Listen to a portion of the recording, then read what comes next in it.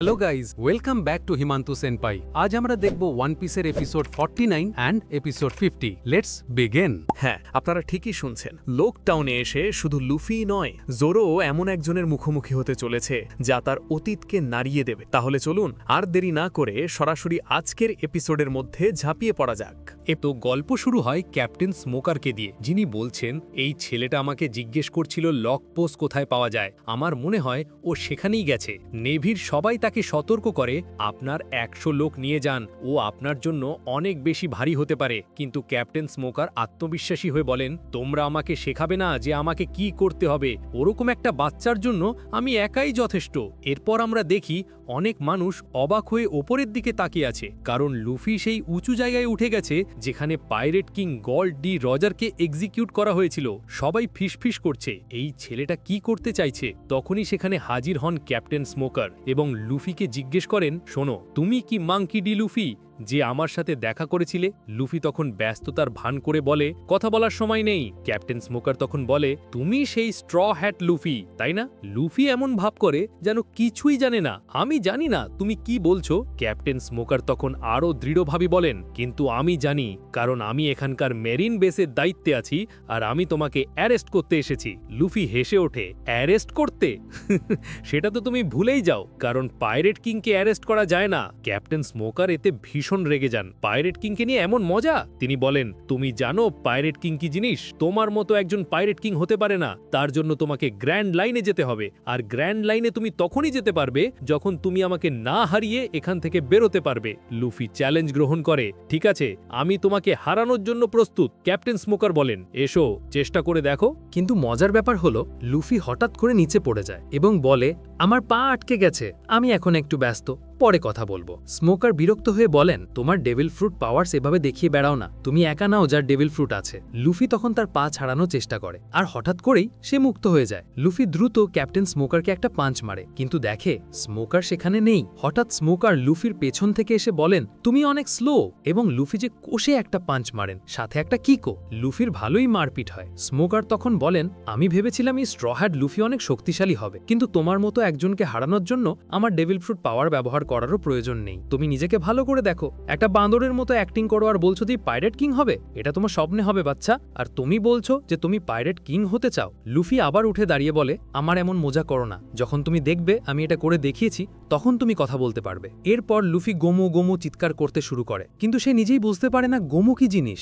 Luffy তার পা লম্বা করে, কিন্তু সে নিজেই ঘাবড়ে যায় যে এটা কি করলো। তার পা তখন একটা পিলারে আটকে যায় আর লুফি দূরে উড়ে চলে যায়। ক্যাপ্টেন স্মোকার হতাশ হয়ে ভাবেন, এই ছেলেটা কি আমাকে দেখে ভয় পাচ্ছে নাকি আমার সাথে মজা করছে? আমি বিরক্ত হয়ে গেছি। লুফি দূরে উড়ে যেতে যেতে চিৎকার করতে থাকে। তখনই সানজি একটি মেয়েকে দেখে মুগ্ধ হয়ে বলে, এই মেয়েটা তো সত্যিই অনেক সুন্দর, এমন একটা মেয়ে এখানে কি করছে? একে তো রেস্কিউ করা উচিত। সে আরো বলে, হাতে ওয়েপেন্স নিয়ে একে দেখতে কি দারুণ লাগছে। কিন্তু হঠাৎ সানজি অবাক হয়ে দেখে লুফি কোথায় যেন উড়ে যাচ্ছে আর চিৎকার করছে। সানজি বলে, লুফি এসে কি সব অদ্ভুত কাজ শুরু করে দিয়েছে।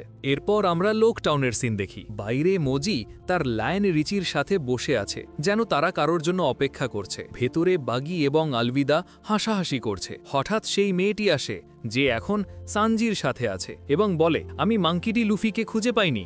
বাগি বলে, ঠিক আছে, আমরা খুঁজে নেব। বাইরে মোজি হঠাৎ লুফিকে উড়ে যেতে দেখে আর চিৎকার করে রিচিকে বলে, আমাদের শিকার পাওয়া গেছে। বাগি বলে, জলদি প্রস্তুত হও। লুফি আরও অনেক দূরে চলে গেছে এবং একটা সিঁড়ির কাছে এসে পড়ে যেখানে সবাই কথা বলছিল। লুফি বলে, কে ছিল সেই লোকটা? আমাকে এখান পর্যন্ত নিয়ে এলো, আমার মাথা খারাপ করে দিল আর আমার সময় নষ্ট করলো। সে বলে, আমি ক্লান্ত, তাই এখানে একটু ঘুমাবো, এবং সেখানেই ঘুমিয়ে পড়ে। সবাই তাকে অবাক হয়ে দেখতে থাকে আর বলে, এই ছেলেটা কি উড়ে এসে এখানে মারা গেল?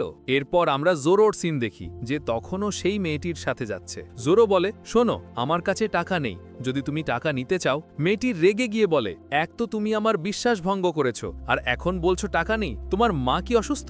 তোমার কি 5টি বাচ্চা আছে যারা ঘরে ক্ষুধার্থা? জোরো অবাক হয়ে বলে, তুমি কি সব বলছো? মেয়েটি বলে, এগুলোর কিছুই নেই, তাহলে আমার সাথে চলো। মেয়েটি জোরোকে মারিন বেসে নিয়ে যায়। জোরো অবাক হয়ে ভাবে, মারিন বেসে কেন নিয়ে এলো? ও কি নেভিতে কাজ করে? মেয়েটি ভেতরে গিয়ে জোরোকে একটি ঝাড়ু দেয় আর বলে, ঝাড়ু দেবার লোক ছুটিতে আছে, তুমি তার জায়গায় কাজ করতে পারো আর আমার টাকার বিল মেটাতে পারো। জোরো রেগে গিয়ে বলে, আমি এমন কাজ করি না। তখনই একজন মারিন সোলজার এসে মেয়েটিকে মেজর বলে ডাকে। এতে জোরো মনে করে ও তো অনেক বড় অফিসার, ওর কথা অমান্য করা ঠিক হবে না। জোরো বলে, ঠিক আছে, আমি ঝাড়ু দেওয়ার জন্য প্রস্তুত। এরপর নামিকে দেখানো হয়, যে বলছে, আমি আজ অনেক শপিং করেছি, এখন মজা করব। যেতে যেতে সে দেখে লুফির পোস্টার সব জায়গায় লাগানো আছে। তারপর সে জোরোকে দেখে যে নেভির জন্য ঝাড়ু দিচ্ছে। নামি বলে, এরা এখানেও এসে তাদের কাণ্ড শুরু করে দিয়েছে। সে আরও বলে, আমি এমন ভাব করব যেন কিছুই দেখিনি। জোরো তখন মেরিন অফিসে তার ঝাড়ু দেওয়ার কাজ করছে, কিন্তু 3 সোয়ার্ড স্টাইলে। সে বলছে, এটা তো দারুণ, এতে আমার প্র্যাকটিসও হচ্ছে আর আমি অনেক মজাও পাচ্ছি। বাইরে সেই মেজর মেয়েটি তার অন্যান্য মেরিন সোলজার্সদের সাথে সোয়ার্ড ফাইটিং প্র্যাকটিস করছে। মেয়েটি সোয়ার্ড ফাইটিংয়ে খুব একটা ভালো নয়, তবে মোটামুটি চালিয়ে নিতে পারে। জোরো তাকে দেখে তার ছোটবেলার বন্ধু কুইনার কথা ভাবে, কারণ মেয়েটির চেহারা একেবারে কুইনার মতো। জোরো ভাবে, এর চেহারা ঠিক কুইনার মতো, আরে সোয়ার্ড ফাইটিংও জানে, কি দারুণ। হঠাৎ করে অনেক মেরিন সোলজার্স তার কাছে আসে আর বলে, এ তো বাউন্টি হান্টার রোরোনোয়া জোরো, এখানে কি করছে? এ তো মাঙ্কি ডে লুফিয়ের ক্রুয়ের সদস্য, আমরা শুনেছি। তারা বলে, একে মারতে হবে।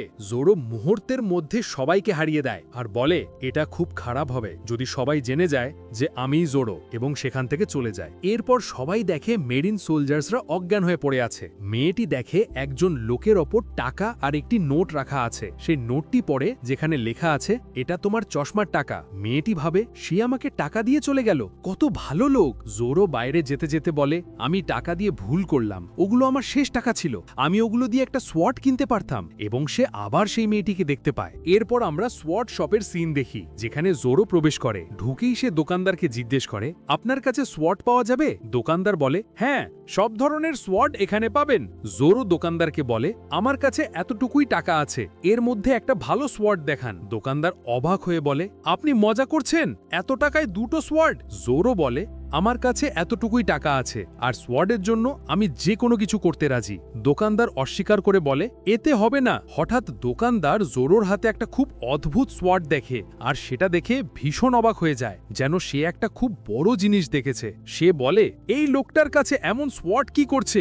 এটা তো একদম কার্সড সোয়ার্ডের মতো লাগছে। সে জোরোর সোয়ার্ডটা চেয়ে নিয়ে দেখে আর বলে, হ্যাঁ, আমি যেমনটা ভেবেছিলাম ঠিক সেটাই, আমি শান্ত থাকব, একে জানাবো না। সে জোরোকে জিজ্ঞেস করে, কি হবে যদি আমি তোমার সোয়ার্ডটা 3 লাখ বেরিজে কিনে নি? জোরো ভাবে, 3 লাখ বেরিজ, এই সোয়ার্ডের এমন কি বিশেষত্ব আছে, আমাকেও তো বলো। দোকানদার বলে, ও সব বাদ দাও, আমি তোমাকে 6 লাখ বেরিজ দেব, তাহলে তুমি অনেক শর্ট কিনতে পারবে। দোকানদার আরো বলে, ঠিক আছে, 9 লাখ বেরিজ, এখন তো বিক্রি করবে। হঠাৎ করে মেজের মেয়েটি সেখানে হাজির হয়, বলে, আমার শিকুয়ের কি হলো? শিকুয়ে একটি শর্ট, যেটা সে পলিশ করার জন্য দিয়েছিল। সে জোরোকে দেখে আর বলে, তুমি এখানে, এই নাও তোমার টাকা। সে বলে, আমার তোমার টাকা চাই না, আমার কাছে অন্যটা আছে, আমি নতুন বানিয়ে নিয়েছিলাম। সে জোরোয়ের শর্টটা দেখে বলে, এ তো ওয়াডো ইচিনঞ্জি, এই শর্ট তোমার কাছে কি করছে? মিটি বলে, এটা তো খুব লেজেন্ডারি শর্ট, খুব কম লোকের কাছেই এটা থাকে। সে আরো বলে, জোরো বলে, কি বললে? ওয়াডো ইচিমঞ্জি? মেয়েটি বলে, যদি আমি ভুল না করি তাহলে এই শর্টের দাম 10 মিলিয়ন বেরিজ। দোকানদার রেগে গিয়ে বলে, তুমি আমার সব প্ল্যান নষ্ট করে দিলে, আমি কম দামে শর্টটা কিনে নিলে পারতাম, ও তো কিছুই জানে না, তুমি সত্যি খুব খারাপ, এখান থেকে যাও, তোমার শর্ট নিয়ে যাও। দোকানদার জোরোকে বলে, এখন যখন তোমার কাছে টাকা এসে গেছে, তুমি বক্সের মধ্যে রাখা 2টি সস্তা শর্ট কিনতে পারো। জোরো তার শর্ট খুঁজতে চলে যায় আর শর্ট খুঁজতে থাকে। তখনই মেয়েটি পেছন থেকে আসে। জোরো জিজ্ঞেস করে, তুমি কি নেভিতে আছো? মেয়েটি বলে, হ্যাঁ, আমি নেভিতে আছি, আর আজকাল আমাদের ওপর অনেক কাজ এসে পড়েছে, কারণ আমরা শুনেছি মাঙ্কি ডি লুফি এবং পাইরেট হান্টার রোরোনোয়া জোরো এখানে এসে গেছে। আর সবচেয়ে বিপজ্জনক হলো জোরো, সে খুব বিপজ্জনক বাউন্টি হান্টার, তাকে আমাদের ধরতেই হবে, কারণ সে শুধু ভুল কাজই পড়ে। তো আমাদের জোরোর আওরাটা দেখতে পাচ্ছ, আমাদের স্ট্রহেড পাইরেটে লুফির থেকে জোরো বেশি ফেমাস ছিল। Back to the point. Zoro তখন বলে, শোনো, জোরো এমন নয়, তোমরা তার সম্পর্কে ভুল ভাবছো। মেয়েটি রেগে গিয়ে বলে, তার প্রশংসা করো না, তুমি তার সম্পর্কে কিছুই জানো না, সে এতটাই বিপজ্জনক যে যাকে দেখে তাকেই মেরে ফেলে। জোরো বলে, আমি কি তোমার জীবন নিয়েছি? মেয়েটি বলে, না। জোরো অনেক শর্টের মধ্যে থেকে একটি শর্ট বেছে নেয় আর শর্টটা দেখতে থাকে, তার কিছু অদ্ভুত মনে হয়। মেয়েটি বলে, আমি এই শর্টটাই চেয়েছিলাম, আমার অদ্ভুত লাগছে। সে শর্টের দিকে ভালো করে দেখে আর বলে, আমি ঠিকই বলেছিলাম, এটা কোনো সাধারণ শর্ট নয়, এটা সান্দাই কিতেৎসু শর্ট। সে আরো বলে, এই শর্টটা কার শর্ট? দোকানদার মনে মনে ভাবে, এরা জেনে গেল শর্টের রহস্য কি। মেয়েটি অবাক হয়ে বলে, তুমি কি সত্যি এটা এত কম দামে বিক্রি করতে চাও? দোকানদার বলে, এই শর্টের এটাই দাম। জোরো সোর্ডটা হাতে নেয় আর তার খুব অদ্ভুত লাগে। সোর্ডের ব্লেডটা তখন ঝলমল করতে শুরু করে আর জোরোর মুখ ব্লেডের মধ্যে দেখা যায়। ব্লেডের রং পার্পল হয় আর তা থেকে লাইট বের হতে থাকে। দোকানদার হঠাৎ চিৎকার করে বলে, আমি ওকে ওই সোর্ডটা বিক্রি করব না, ওটাকে রেখে দাও। জোরো তখন সোর্ডের ব্লেডটা দেখে বলে, এই সোর্ড কোনো সাধারণ সোর্ড নয়, এটা একটা কার্সড সোর্ড। দোকানদার তখন বলে, তুমি কিভাবে জানলে? জোরো বলে, এই সোর্ড অনেক অদ্ভুত কাজ করেছে, আর যারা এই সোর্ড ব্যবহার করেছে তাদের সবাইকে এই সোর্ড অভিশাপ দিয়েছে। জোরো তখন বলে, ঠিক আছে, আমি সিদ্ধান্ত নিয়েছি, এই সোর্ডটা আমি নিচ্ছি। দোকানদার বলে, তুমি নিতে পারো না, এই সোর্ডটা নেওয়ার পর তুমি মারা যাবে, আর আমার মনে হবে আমি তোমাকে ইচ্ছাকৃতভাবে মেরে ফেলেছি। জোরো বলে, চলো দেখি এই সোর্ডের অভিশাপ বড় নাকি আমার ভাগ্য বড়। এরপর জোরো খুব অদ্ভুত একটা কাজ করে, সে সোর্ডটা হাতে নিয়ে বাতাসে ওপরে ছুড়ে দেয়। মেয়েটি চিৎকার করে বলে, তুমি কি করছো? জোরো তার হাত সামনে বাড়িয়ে দেয়, সবাই তাকে বারণ করে, ওটা খুব ধারালো সোর্ড। জোরো চোখ বন্ধ করে, মেয়েটি খুব অবাক হয়ে যায়। সোর্ডটা বাতাসে ঘুরতে থাকে আর জোরোর হাত সামনে থাকে। সোর্ডটা নিচে নামে, কিন্তু জোরোর হাতের কিছুই হয় না, আর সোর্ডটা নিচে পড়ে যায়। সোর্ডটা মাটিতে একটা গর্ত করে দেয়, জোরোর হাতের কিছুই হয় না। জোরো তখন বলে, ঠিক আছে, তাহলে এখন এই সোর্ডটা আমার হলো। মেয়েটি ভয়ে নিচে বসে পড়ে। দোকানদারও কিছুই বুঝতে পারছিল না, সে ওপরের তলার দিকে দৌড়ায়, আর ওপরের তলা থেকে একটা খুব অদ্ভুত জিনিস নিয়ে আসে। সে খুব ঘাবড়েছিল, সেই জিনিসটা টেবিলের ওপর রাখে আর কাপড় সরিয়ে বলে, এই সোর্ডটা দোকানের সবচেয়ে বিশেষ সোর্ড, এটা ব্ল্যাক ব্লেড সুসুই। এই সোর্ডটা পুরো ব্ল্যাক কালারের আর তা থেকে লাইট বের হচ্ছে। সে বলে, এটা এই দোকানের সবচেয়ে দামি সোর্ড, আর এই সোর্ডটা ঠিক তোমার মতো মানুষের জন্যই তৈরি হয়েছে। এই সোর্ডটা তোমার উপর খুব মানাবে, আর এটা একটা লেজেন্ডারি সোর্ড, এর নাম ইয়োরু, আর এটা তোমার মতো মানুষের জন্যই তৈরি হয়েছে। জোরো তখন বলে, আমি তো তোমাকে বললাম আমার কাছে টাকা নেই। দোকানদার তখন বলে, এখন তুমি টাকার কথা ভুলে যেতে পারো, কারণ অনেক দিন পর আমি একজন মহান সোর্ড ফাইটার দেখেছি। এই সোর্ডটা তোমার মতো মানুষের জন্যই তৈরি হয়েছে। আমি নিজেকে ক্ষমা করতে পারবো না যদি এই মূল্যবান সোর্ডটা তোমার মতো একজন মানুষকে ছেড়ে কোনো আনাড়ির হাতে পড়ে। জোরো তখন 3টি সোর্ড নিয়ে বাইরে ঘুরছে। সে সোর্ডগুলো হাতে নিয়ে বলে, যখন আমার কাছে 3টি সোর্ড থাকে তখন আমি খুব আত্মবিশ্বাসী অনুভব করি। মেয়েটি বলে, আমি তো ভয় পেয়ে গিয়েছিলাম যখন তুমি ওই কাজটা করেছিলে, তোমার হাত একদম অক্ষত আছে। এরপর লুফি ঘুম থেকে ওঠে আর বলে, আরে আমি কোথায়? তার মনে পড়ে সে ওখানে ঘুমিয়ে পড়েছিল। এরপর আমরা বাগির সিন দেখি এবং তার সমস্ত ডকুমেন্টস দেখি। তারা বলছে, মাঙ্কি ডি লুফি, তুমি কোথায় লুকিয়ে আছো? তারা বলে, যেখানেই পাওয়া যায় তাকে সঙ্গে সঙ্গে মেরে ফেলো। সবাই লুফিকে শহরে খুঁজতে থাকে। লুফি সেই জায়গাটা খুঁজতে থাকে যেখানে গোল্ডি রজারকে এক্সিকিউট করা হয়েছিল। সে সেখানে আবার ফিরে যেতে চায়। ক্যাপ্টেন বাগি এবং লুফি একে অপরের কাছাকাছি চলে আসে, কিন্তু কেউ কাউকে দেখতে পায় না। লুফি বলে, হ্যাঁ ওদিকেই, এবং সেই দিকে চলে যায়। ক্যাপ্টেন বাগি তখন ভাবে, এটা তো লুফি ছিল, আমি ওকে দেখলাম না কেন? আমাকে ওকে আবার ধরতে হবে। মারিন অফিসার তখন বলছে, মাঙ্কি ডি লুফিকে খুঁজে বের করো, সে খুব বিপজ্জনক, সে নিশ্চয়ই শহরের কোথাও লুকিয়ে আছে, এবং সব মারিন অফিসার্সকে তাকে খুঁজতে পাঠিয়ে দেয়। এখানে লুফির পোস্টার লাগানো আছে। ক্যাপ্টেন স্মোকার তখন বলছেন, আমি তোমাকে কতবার বলেছি আমি ওই ছেলেটাকে চিনি, সে লুকোনোর মতো ছোট কাজ করবে না, সে নিজেকে খুব মহান মনে করে, আর এটা তার সম্মানের বিরুদ্ধে। মেয়েটি বলে, আমি শুনেছি ওই ছেলেটার কাছেও তোমার মতো ডেভিল ফ্রুট আছে। তখনই মারিন অফিসার আসে, যাকে জোরো মেরেছিল, আর সে এসে বলে, আমার মনে করে গেল আমাকে বাউন্টি হান্টার রোরোনোয়া জোরো মেরেছিল। মেয়েটি তখন বলে, তোমাকে জোরো মেরেছিল? স্মোকার তখন বলেন, খুব মজা আসতে চলেছে, ওই ছেলেটাও আসছে। লুফি তখন সেই জায়গায় পৌঁছাচ্ছে যেখানে গোল্ডি রজারকে এক্সিকিউট করা হয়েছিল, আর সে খুব এক্সাইটেড কারণ সে অবশেষে সেই জায়গাটা দেখতে পাবে। ক্যাপ্টেন স্মোকার তখন বলছেন, সবাইকে একসাথে দেখব, আমি জানি ওই ছেলেটা আবার ওখানে আসবে। ওই ছেলেটা নাদান কিন্তু খুব শক্তিশালী। লুফি তখন এগিয়ে যাচ্ছে আর বলছে, যে আমাকে বিরক্ত করবে তাকে আমি ছাড়বো না, আমাকে তাড়াতাড়ি সেই জায়গাটা দেখতে হবে। লুফি জানে না যে শহরের সবাই তাকে খুঁজছে, ক্যাপ্টেন বাগি, মারিনরা এবং ক্যাপ্টেন স্মোকার। লুফি তখন বলছে, আমাকে যত দ্রুত সম্ভব ওখানে পৌঁছাতে হবে। এই এপিসোড এখানেই শেষ হয়ে যায়। তো এই এপিসোডের শুরুতে আমরা ক্যাপ্টেন স্মোকার এবং তাশিকিকে তাদের কেবিনে বসে থাকতে দেখি। তখনই একজন বাউন্টি হান্টার সেখানে আসে। সে মূলত 3জন ক্রিমিনালকে নিয়ে এসেছে তাদের বাউন্টি কালেক্ট করার জন্য। ক্যাপ্টেন স্মোকার সেই বাউন্টি হান্টারকে দেখে বলেন, ড্যাডি, তুমি তো নেভির একজন খুব ভালো শার্প শুটার ছিলে, তোমার অবস্থা কোথায় থেকে কোথায় চলে গেল? কোথায় তুমি নেভির অফিসার ছিলে, আর এখন তুমি বাউন্টি হান্টার সেজে ঘুরে বেড়াচ্ছ শুধুমাত্র তোমার মেয়ের জন্য। তুমি ভাবছো যদি তুমি মারা যাও তাহলে তোমার মেয়ে অনাথ হয়ে যাবে, কিন্তু এমনটা কখনোই হবে না। তবে ড্যাডি ওসবের পরোয়া না করে সেখান থেকে চলে যায়। এই দৃশ্যটা এখানেই শেষ হয়ে যায়। পরের দৃশ্যে আমরা জোরোকে দেখি, সে তার নতুন সোর্সগুলো পরীক্ষা করে দেখছে। তখনই লুফি হঠাৎ করে সেখানে আসে আর জোরোকে ধাক্কা দিয়ে ফেলে দেয়। জোরো জিজ্ঞেস করে, তুই এখানে কি করছিস? লুফি গর্বের সাথে বলে, আমি পথ হারিয়ে ফেলেছি। জোরো তখন বলে, এতে গর্ব করার মতো কি আছে, আর সেটা তো আমার কাজ। পরের দৃশ্যে আমরা একটা প্ল্যাটফর্মের সামনে অনেক শোরগোল শুনতে পাই। আমরা দেখি বাউন্টি হান্টার ড্যাডি সেখানে আসে আর তার চারপাশে অনেক পাইরেটস গার্ড এবং ওয়েপেন্স নিয়ে তাকে ঘিরে ফেলে। তারা ড্যাডিকে বলে, তোমার সাহস কি করে হলো আমাদের পাইরেট ভাইদের নেভির হাতে তুলে দেওয়ার? এখন তোমাকে মরতে হবে। 4 জন পাইরেট তার দিকে গুলি চালায়, কিন্তু একটা গুলিও তাকে লাগে না। ড্যাডি তাদের 4 জনকেই নকআউট করে দেয়। এই দৃশ্য দেখে সেখানে উপস্থিত সবাই আতঙ্কিত হয়ে সেখান থেকে পালিয়ে যায়। লুফি তখন বলে, এই বুড়োটা তো খুব কুল।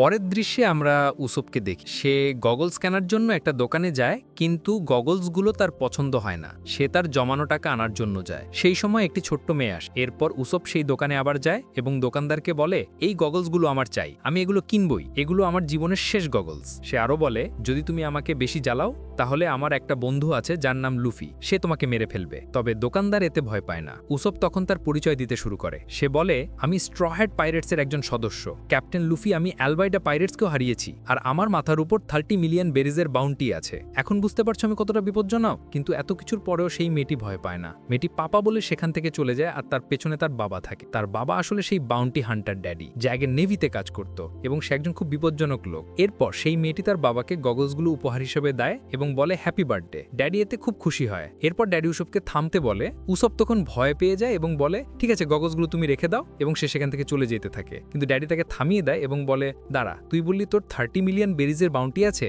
ড্যাডি তখন তার কাছে থাকা সব বাউন্টি লিস্ট বের করে দেখতে থাকে, আর তার মধ্যে লুফির ওয়ান্টেড পোস্টারটাও পায়। উসব তখন বলে, দেখলে, আমি বলিনি? কিন্তু ড্যাডি তাকে শুধুমাত্র থামায় এবং বলে, হে স্ট্রহ্যাট, এটা কি তোর ক্যাপ্টেন না? উসব বলে, হ্যাঁ, সে আমার ক্যাপ্টেন। লুফি যদি জানতে পারে তাহলে সে তোমাকে খুব মারবে। উসব তখন বলে, দেখো, তোমার একটা ছোট্ট মেয়ে আছে, তার সাথে লড়তে হবে না। লুফি একজন খুব বিপজ্জনক ইভিল পারসন, যদি সে তোমাকে মেরে ফেলে তাহলে তোমার মেয়ের কি হবে? ড্যাডি তখন ভাবে, ঠিকই তো, আমার মেয়ের চেয়ে গুরুত্বপূর্ণ আর কিছুই নেই। যদি আমি মারা যাই তাহলে ওর সত্যি কি হবে? এরপর উসব দেখে ড্যাডি একটু দ্বিধা করছে, তাই সে আরো বড় বড় কথা বলে, এই গগলসগুলো আমাকে দিয়ে দাও, আর তার টাকা আমি তোমাকে দেবো। ড্যাডি তখন বলে, তুমি তো ফাইট করতে চাও না। এরপর ড্যাডি উসবকে একটি গগলস দিয়ে বলে, এটা দিয়ে আমি কি করব? ড্যাডি বলে, আমরা ডুয়েল করব, যে জিতবে সেই গগলসের মালিক হবে। পরের দৃশ্যে আমরা নামিকে দেখি। নামি দেখে সবাই আতঙ্কিত হয়ে প্ল্যাটফর্মের দিকে দৌড়াচ্ছে। সবাই বলছে যে ড্যাডি কারোর সাথে ডুয়েল করতে চলেছে। নামিও দৌড়ে সেখানে যায়, কিন্তু সেখানে গিয়ে দেখে উসবের সাথে ডুয়েল হচ্ছে। নামি বলে, তুমি কি পাগল হয়ে গেছো? তুমি ড্যাডির সাথে ডুয়েল কেন করছো? তুমি কি মরতে চাও? তুমি জানো ড্যাডি কতটা বিপজ্জনক বাউন্টি হান্টার? উসব বলে, চুপ থাক, আমি এই পরিস্থিতিতেই ফেসে গেছি। এমনটা নয় যে আমি ড্যাডির সাথে ডুয়েল করতে চেয়েছিলাম। এরপর ডুয়েল শুরু হয়ে যায়। এই ডুয়েলের নিয়ম হলো, দুজনেই একটি করে স্টেপ সামনে যাবে, তারপর দুজনেই একে অপরকে গুলি করবে। যার বুলেট প্রতিপক্ষকে লাগবে সেই ডুয়েল জিতবে। ডুয়েল শুরু হয়ে যায়, দুজনেই একটি করে স্টেপ সামনে যাচ্ছে। উসব ভাবে, এভাবে আমি কখনোই বাঁচতে পারবো না, আমি আজ মারা যাব। ঠিক এমনটা ভেবে যখন সে একটি স্টেপ যায়, উসব ঘুরে তার স্লিংশটটা নিচের দিকে মেরে পালিয়ে যেতে থাকে। অন্যদিকে ড্যাডি 3টি স্টেপ যায়, আর সেখান থেকেই উসবকে গুলি করে, কিন্তু বুলেটটা উসবকে লাগে না, তার গগলসকে লাগে। উসব ভয়ে সেখানেই পড়ে যায়। সেখানে উপস্থিত সবাই যারা ডুয়েল দেখতে এসেছিল তারা খুব হতাশ হয়ে যায়। সবাই বলে, এই লোকটা কত ভীতু, এ তো যুদ্ধও করতে পারে না, এবং তারা তাকে গালি দিয়ে সেখান থেকে চলে যায়। উসব সেখানেই পড়ে থাকে। উসব কাঁদতে কাঁদতে বলে, দয়া করে আমাকে মেরো না, আমি একজন খুবই ভীতু মানুষ, আমি খুব লিঙ্কি, আমাকে মারার দরকার নেই, আমাকে মেরে তোমার কিছুই লাভ হবে না। ড্যাডি তখন তার বন্দুক বের করে, কিন্তু উসবকে বাঁচানোর জন্য নামি সামনে চলে আসে আর বলে, দয়া করে মারবেন না। আর তার পেছন থেকে উসব লুকিয়ে যায়। লুকিয়ে গিয়ে বলে, যদি তোমার টাকা চাই নামি দিয়ে দেবে, নামির কাছে অনেক টাকা আছে। এটা দেখে ড্যাডি বলে, তুমি একটা মেয়ের পেছনে লুকিয়েছো? একটা মেয়ের সাহায্য নিচ্ছ নিজের জীবন বাঁচানোর জন্য? তুমি কি সত্যি একজন কাওয়ার্ড? এরপর উসব ওঠে আর নামিকে সামনে থেকে সরিয়ে দেয় আর বলে, না নামি, আমাকে কারোর কোনো প্রয়োজন নেই। ড্যাডি তখন বলে, তোমার নাম উসব? উসব বলে, হ্যাঁ, আমার নাম উসব। ড্যাডি তখন বলে, এটা হতে পারে না, এটা সত্যিই হতে পারে না। তুমি ইয়াসব নামের কোনো মানুষকে চেনো যে রেড হেয়ার শ্যাংসের পাইরেট ক্রুতে কাজ করে? উসব তখন বলে, ইয়াসব তো আমার বাবার নাম। ড্যাডি তখন বলে, আমার এটাই মনে হয়েছিল। এরপর ড্যাডি তাকে কিছু কথা বলে। সে বলে, এই গল্প আমি আজ পর্যন্ত কাউকে বলিনি, কিন্তু উসব, আমি তোমাকে বলছি। অনেক বছর আগে তোমার বাবার সাথে আমার একটা ফাইট হয়েছিল, মানে তোমার বাবার সাথে আমার একটা ডুয়েল হয়েছিল। সেই ডুয়েলে আমি হেরে গিয়েছিলাম। সেটা ছিল আমার প্রথম ডুয়েল যেখানে আমি হেরেছিলাম। আর সেই রেড হেয়ারের পরেও আমি কখনো হারিনি, তার আগেও আমি কখনো হারিনি। তোমার বাবা একজন খুব বিপজ্জনক শার্প শুটার, আর তার সাথে ডুয়েলে হেরে যাওয়ার পরেও সে আমাকে শেষ করেনি। সে আমার হাতে একটা লকেট দেখে যেটা আমার মেয়ের ছিল। এটা দেখে সে বলে, তোমার একটা মেয়ে আছে, তুমি নেভিতে কেন কাজ করো? তোমার জীবন শেষ হয়ে যেতে পারে। যদি তুমি মারা যাও তাহলে তুমি শেষ হবে না, তোমার মেয়েও রাস্তায় চলে আসবে। আর তার জীবন কেমন হবে তা কি তুমি কখনো ভেবেছ? আমারও একজন ছেলে আছে যার নাম উসব। আমি তার সাথেও দেখা করতে পারি না, কারণ আমি আমার ড্রিম পূরণ করার জন্য বাড়ি যাই না। আমি তোমাকে একটা অ্যাডভাইস দিচ্ছি যে তুমি অন্তত নেভি ছেড়ে দাও, আর নেভি ছেড়ে তোমার মেয়ের সাথে বেশি করে সময় কাটাও, এটাই তোমার জন্য ভালো।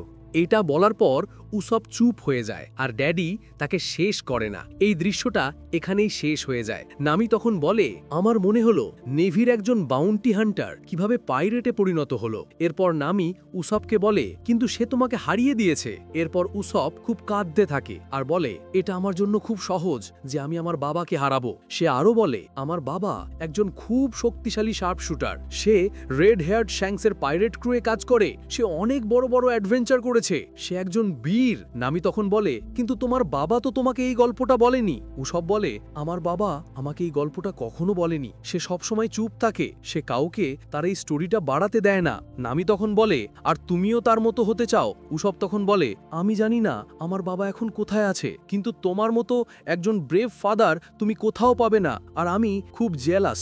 আমার বাবাও খুব ব্রেভ, আর আমি একজন কাওয়ার্ড হয়ে থাকতে পারি না। আমাকেও নিজেকে প্রমাণ করতে হবে। এরপর উসব বলে, দয়া করে আমাকে একটা সুযোগ দাও। এইবার আমি কোনো কাওয়ার্ডলি মুভ করব না। আমি চিটিংও করব না। আর যদি আমি এইবার ডুয়েলে হেরে যাই তাহলে আমাকে সত্যি মেরে ফেলো। ড্যাডি তখন বলে, ঠিক আছে, তুমি একটি ওয়েপন বেছে নাও যেটা দিয়ে তুমি সবচেয়ে কমফোর্টেবল। উসব তখন তার স্লিংশট বের করে। ড্যাডি তখন বলে, ওই দূরে যে অ্যাপেলটা দেখা যাচ্ছে তোমাকে ওটাকে শুট করতে হবে। তুমি শুধুমাত্র একটা চান্স পাবে, আর যদি তুমি শুট করতে না পারো সে তার বন্দুক বের করে। আর উসব বলে, ঠিক আছে, যদি আমি শুট করতে না পারি তাহলে আমাকে মেরে ফেলো। এরপর সব সেট হয়ে যায়। উসব তার স্লিংশট প্রস্তুত করে নেয় আর সে অ্যাপেলের দিকে এইম করার চেষ্টা করে। সে বলে, কনসেন্ট্রেট, কনসেন্ট্রেট। আমি সবসময় এটা করি। আমি কনসেন্ট্রেট করলে এটা লাগাতে পারবো। এটা কোনো বড় ব্যাপার নয়। আর সে খুব কনসেন্ট্রেট করে। সেখানে উপস্থিত সবাই খুব এক্সাইটেড হয়ে যায় যে উসব সেটা লাগাতে পারবে নাকি পারবে না। যদি সে লাগাতে না পারে তাহলে ড্যাডি তাকে মেরে ফেলবে। উসব অনেকক্ষণ এম করার পর তার স্লিংশট ফায়ার করে দেয়, কিন্তু আমরা দেখি অ্যারোটা ঠিক মিডে লাগে না। ড্যাডির মেয়ে তখন দৌড়ে গিয়ে তার বাবাকে বলে, পাপা দয়া করে ওকে মেরো না, ওকে মারার দরকার নেই। ড্যাডি তখন বলে, আমি ওকে মারবো না কেন? কারণ সে শুট করেছে, তোমরা দেখতে পাওনি, কিন্তু ওই অ্যাপেলের ক্রাউনের পাশ দিয়ে অ্যারোটা চলে গেছে, মানে এটা সাকসেসফুল। তো যদি সে সাকসেসফুল হয়, যদি সে ডুয়েলে জেতে, তাহলে আমি তাকে মারবো না। এরপর ড্যাডি উসবকে বলে, উসব তুমি আজ যে ব্রেভারি দেখিয়েছো সেটা কখনো ভুলো না। যদি তুমি এভাবে করতে থাকো তাহলে একদিন তুমি তোমার বাবাকেও ছাড়িয়ে যাবে। এটা বলার পর ড্যাডি চলে যায় আর তার পিছনে তার মেয়েও যেতে থাকে, কিন্তু সে এসে উসবকে সেই গগলসগুলো ফেরত দিয়ে যায় আর বলে, আমার এগুলো চাই না। এটা বলার পর তারা সেখান থেকে চলে যায়। উসব তখন বলে, আমিও আমার ওল্ড ম্যানের মতো হব, আর আমি তার সামনে দাঁড়াবো একজন proud warrior of the sea হিসেবে। আর এই পয়েন্টেই এই এপিসোডটা শেষ হয়ে যায়। আনটিল দেন, দেখা হবে পরের ভিডিওতে। ততক্ষণ stay safe and stay tuned. আর হ্যাঁ, সাবস্ক্রাইব করতে ভুলবেন না। টাটা।